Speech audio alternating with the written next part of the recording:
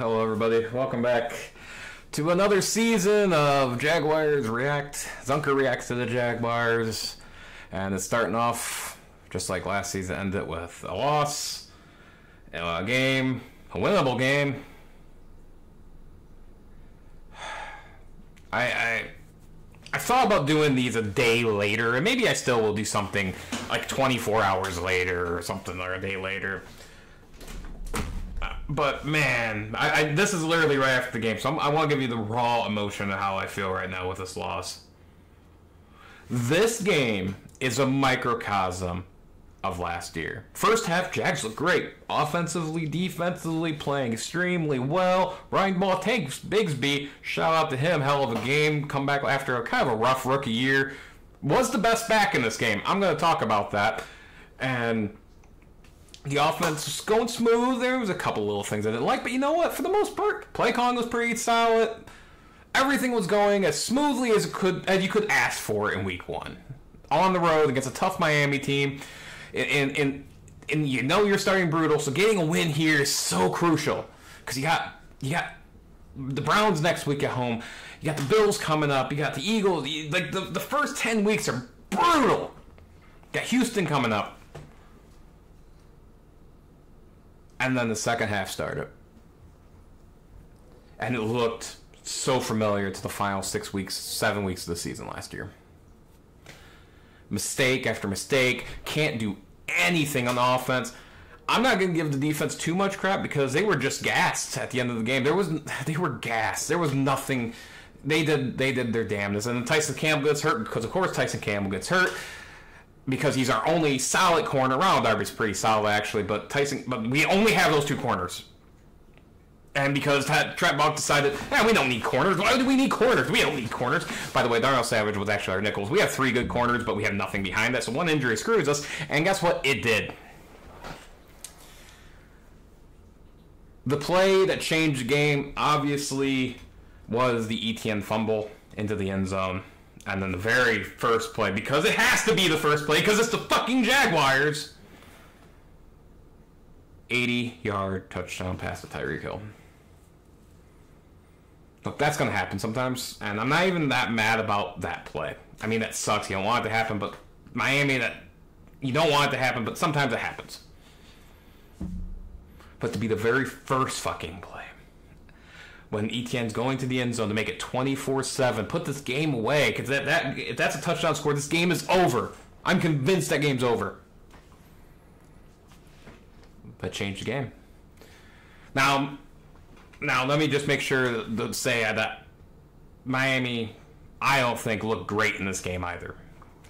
They had a lot of unforced errors. They shot themselves in the foot as well multiple times. They missed a couple deep shots.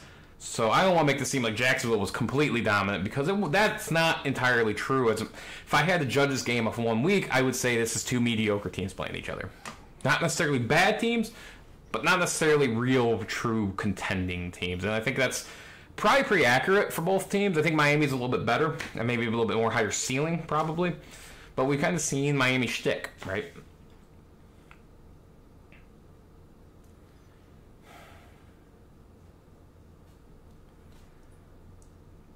But that second half, it's the biggest thing that even me, I kept telling myself this throughout the game, and I need to really keep hold here. Don't overreact to Week 1. Overreacting to Week 1. We've seen some crazy shit happen. The Patriots beat the Bengals. I can't say I'm surprised by that, by the way, but we'll talk a little bit about that. Well, I'll talk more tomorrow on the NFL week, or later this week. I think I'll do like a Wednesday vid on the NFL as a whole. But this loss sucked. Like, it just, like, Trevor threw, like, I think Trevor threw for 38 yards in the second half or something like that. Nobody get going. Etienne, once again, having 12 carries for 44 yards was just not good. He was not good in this game again. There needs to be a conversation about Etienne. Who's the best back in that backfield? It is way, way, way, way too early for me to sit here and be like, Tank Bigsby deserves to start and get the carries. But it is also true that he was the far more productive and effective back in the backfield. And Etienne had the major fumble. Which is, he didn't lose a fumble last year, so, and the Jags lost plenty of them last year. They lost 16, which led to the NFL, and then he nearly lost another one on the kickoff, directly proceeding this 80-yard touchdown, and by some grace of whatever God you believe in, the Jags recovered that, but they promptly went like 3 an hour, 4 an hour or something, and it didn't matter because the offense just completely stagnated. Christian Kirk had a big drop early in the game, and one that would have been nice for him to catch, but it was a tough catch, so I'm not going to call that a drop. There was a couple of drops in this game. I said at the start of this video, this was a microcosm of last year, where first half of the game, I could be like, oh, this is a really good team. I see good things. And the second half, they just fell apart at the seams, especially offensively. This is the first game. I defended Doug Pearson last year. I did not defend Press Taylor. Press Taylor, I still think is an ass offense coordinator. If he's still calling plays, and it seemed like he did in the second half of that game, then he needs to go. He does not know how to call a game. One of the things I want to point out is the first drives of the first of the game for Jaguars and the first drive of the second half for the Jaguars were the worst drives, which is saying something, especially in the second half of that game. They were complete and utter disasters.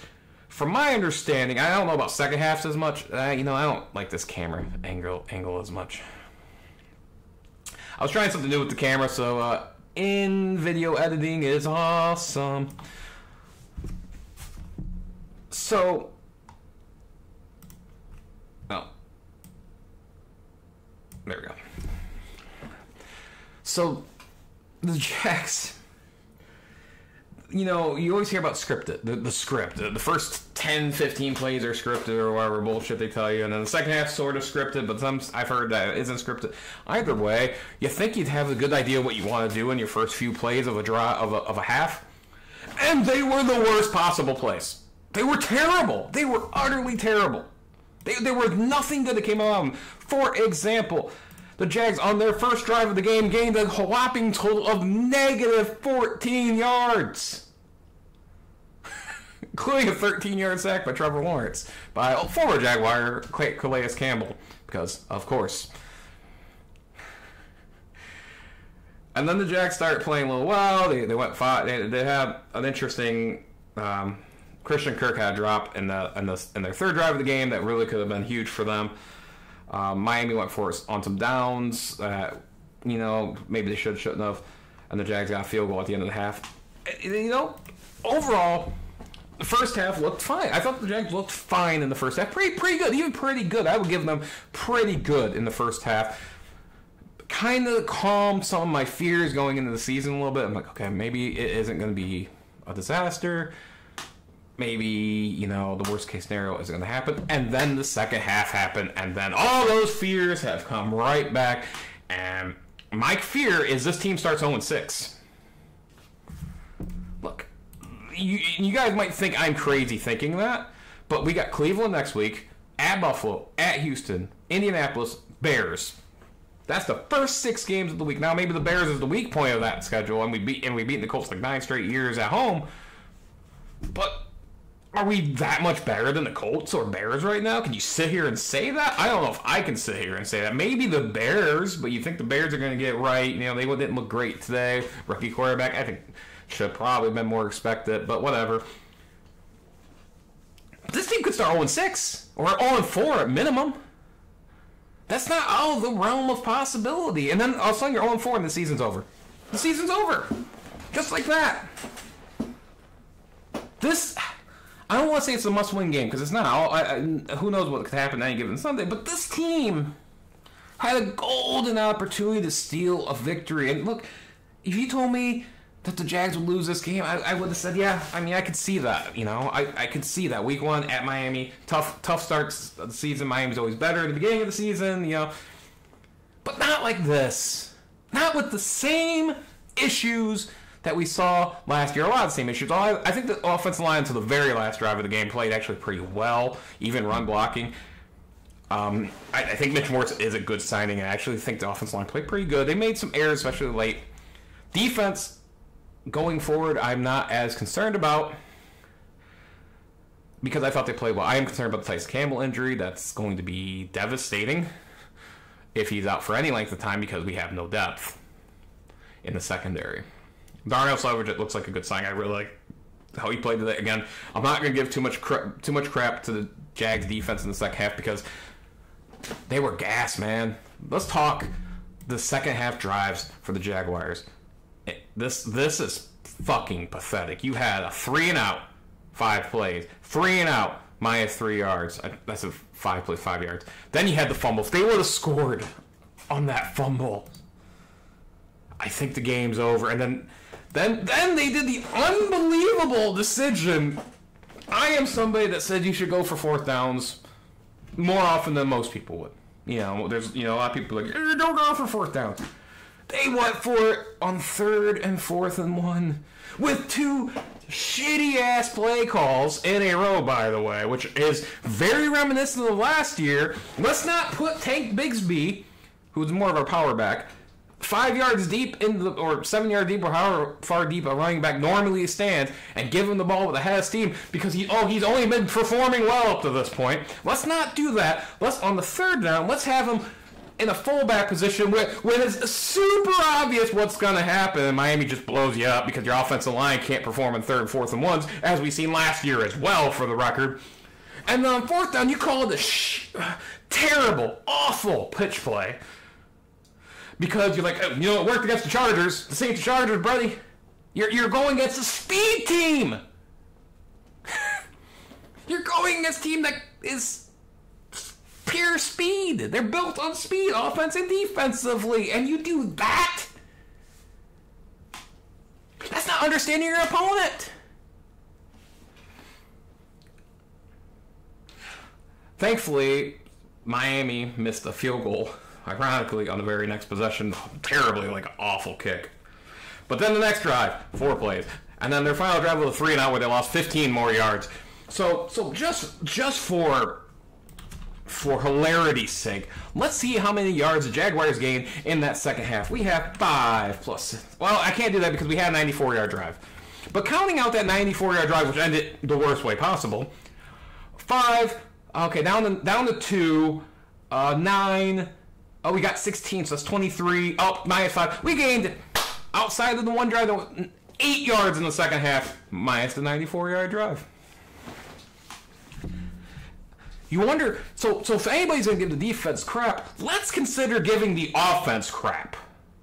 Because the defense was gassed. In South Florida, you have to sustain drives. You have to. And granted, they didn't. Now the Dolphins were 8 for 16 on 3rd downs, which I would like to see that lower. That's not killer, but I saw there was a couple critical ones, especially late in the game, that were just sad. Jags' run defense was really good in this game. They faltered a bit late, but again they were gassed. Only giving up 3.2 yards per carry. Jags' run offense was really good, 128 yards with 4.9 yards per carry. It was really good. Both teams were penalized a shit ton. Between them, 17 penalties for 174 yards. And the Jags with the only turnover and the worst turnover of the game. And I think one of the biggest stats of this entire game is 33 minutes of time possession for the Miami Dolphins, 26:50 for the Jags. That matters in a game like this when it's in South Florida. But I don't know. How much shit do you give Trevor Lawrence? You paid him $50-some million a year, right? You gotta give him shit. Gotta be better, man. Although I don't think he actually played bad. There was one throw early in the first drive where I'm like, oh shit. But after that, I think he took a couple sacks that were bad. I think a couple of the sacks were definitely his fault. But the two in the final 2 were not his fault. The offensive line on the final sack, we had 3 guys just looking at Trevor going, oh, oops, sorry. What are you doing?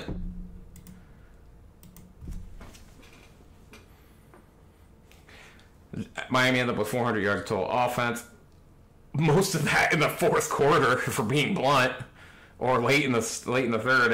It was wild. It was a defensive game until the defense just wilted, and that's what happened. The defense wilted in this game, and Tyson Campbell's injury really hurt, and Miami took advantage as a good team would.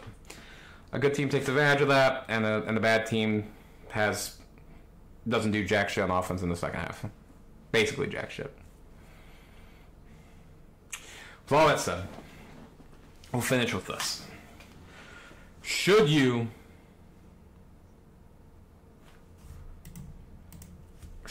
take too much out of week one? No, you shouldn't. It's week one. Crazy shit happens in every week one.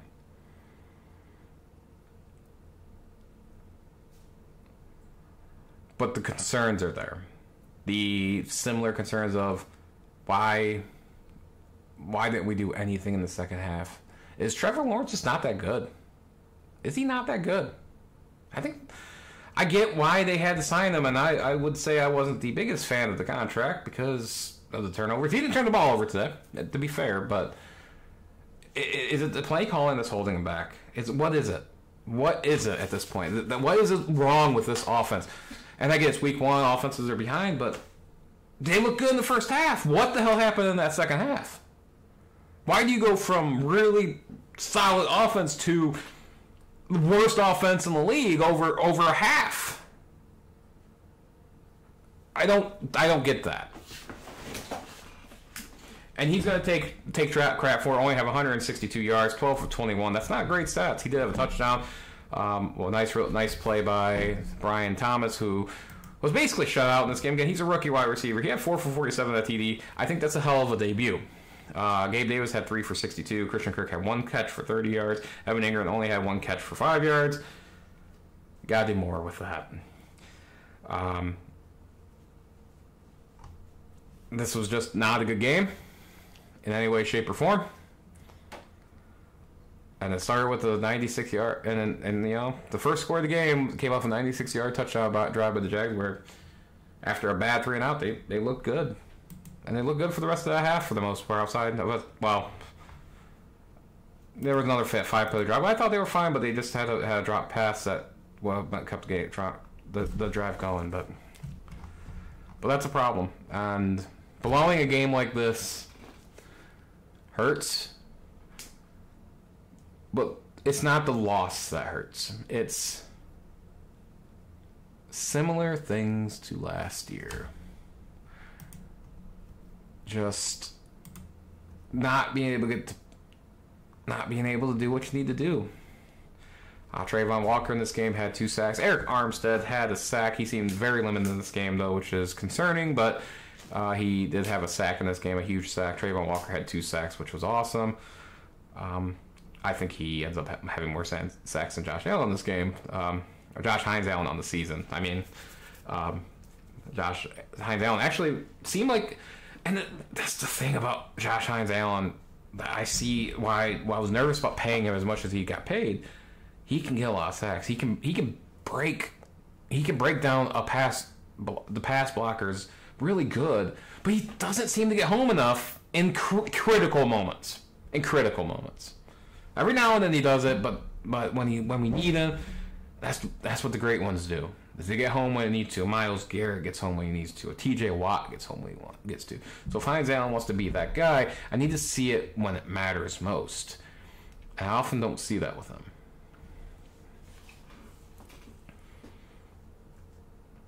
So the Jags start 0-1 on the season in heartbreaking fashion, in bad fashion, and I'm just not sure what to think right now anymore. And forgive me for being a bit pessimistic, but this now means the Jags are 1-6 in their last 7 games. Since an 8-3 start and number 1 seed in the AFC, the Jags have gone a rather impressive 1-6. Sorry that I'm a half glass empty right now. I need to see more.